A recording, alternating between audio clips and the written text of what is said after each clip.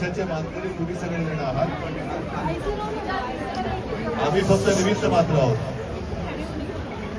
सर्व प्रतिकूल परिस्थितीमध्ये हा जो काही निकाल लागलेला आहे तो नक्कीच अभिमानास्पद आहे. आणि माझं स्पष्ट मत आहे, आपल्यात आणि भाजपामध्ये जो फरक आहे, त्यांना असं वाटत असेल कदाचित की शिवसेना त्यांनी कागदावरती संपवले, पण जमिनीवरची शिवसेना ती काही संपवली.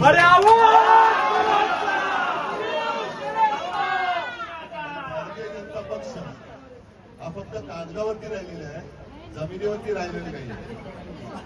कारण सर्व साम नाम दंड भेद, लालूच, आमिष, यंत्रणेचा दुरुपयोग हे सगळे प्रकार त्यांनी केले.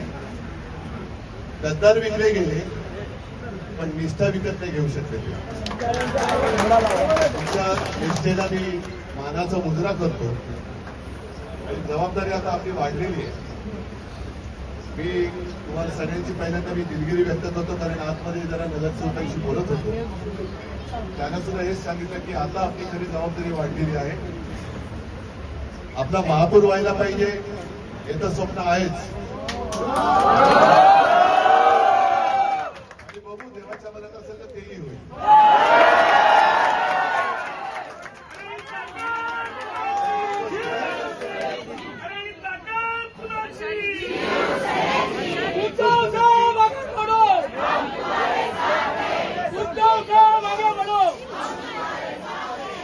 गोष्ट नक्की की आपण तो जरी आपल्याला दाखवू शकलो नाही तरी ज्यांनी गद्दारी करून विजय मिळवलेला आहे तो विजय मुंबई गहाण टाकण्यासाठी त्यांनी मिळवला.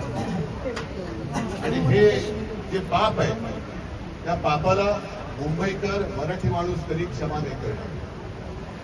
मला आज तुमचा अभिमान आहे की तुम्ही सगळे जण निष्ठेने लढलात. अगदी अक्षरशः आम्ही सगळेजण जेव्हा फिरत होतो तेव्हा जेवणाची, खाण्याची, फिरण्याची कसलीही जशा त्यांनी सोयी सुविधा केल्या होत्या तशा सुविधा आपण नाही देऊ शकतो. कारण तन मन धन, आपल्याकडे तन आणि मन आहे आणि त्यांच्याकडे फक्त धन आहे. म्हणजे आपल्याकडे जी काही शक्ती आहे त्या शक्तीच्या जोरावर आपण त्यांना ठाम फोडलेला आहे. आणि ही शक्ती आता जी काही एकवटलेली आहे ती शक्ती अशीच एकजुटीने एकत्र ठेवा की जेणेकरून पुढच्या पिढ्यांना सुद्धा तुमचा अभिमान वाटेल की अरे माझे आई बाबा असतील, दादा असेल, ताई असेल, हे गद्दार जरी विकले गेले तरी हे माझ्या भवितव्यासाठी पैसे मिळत असताना सुद्धा विकले गेले नाही. हा अभिमानास्पद उल्लेख तुमचा केला जाईल. हे यश पूर्णपणे मी तुमच्या चरणी नतमस्तक होऊन त्या विजयाचं श्रेय तुम्हाला देत आहे. असेच सोबत राहा. लढाई संपलेली नाही, लढाई सुरू झालेली आहे. आणि तुमची जी काही जिद्द आहे शेवटी जिद्द महत्वाची असते. जिद्द कोणी विकतची जिद्द कोणी आणू नाही शकते आणि जिद्द कोणी विकत घेऊ शकत नाही. या जिद्दीच्या जोरावर आपण परत जिंकू. मला तर त्याची काही चिंता वाटत नाही. सगळ्यांना मी परत धन्यवाद देतो. असेच एकत्र राहा, मजबूतीने राहा. धन्यवाद. जय हिंद, जय महाराष्ट्र.